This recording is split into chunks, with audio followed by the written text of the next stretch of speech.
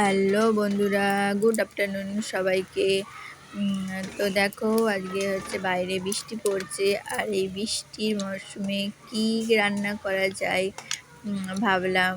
তো অনেকেই তোমরা হচ্ছে খিচুড়ি খেতে ইচ্ছা করে তোমাদের অনেকেরই, আর আমার শুধু মনে করে যে কষা কষা চিকেন খাই। তো ফ্রিজে চিকেন ছিল, ওর জন্যই হচ্ছে রান্না করছি।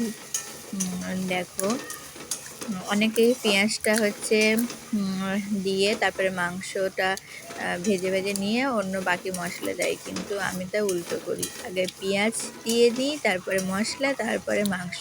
আর মাংসটা হচ্ছে ম্যারিনেট করা ছিল দই দিয়ে 8 ঘন্টা মতো। তো এর জন্যই হচ্ছে, আর মাংসটা ম্যারিনেট করা থাকলে দই দিয়ে তাড়াতাড়ি সিদ্ধ হয়ে যায়। তো দেখো মাংসটা কেমন লাল লাল হয়েছে, কালারটা শুকনো লঙ্কার করা।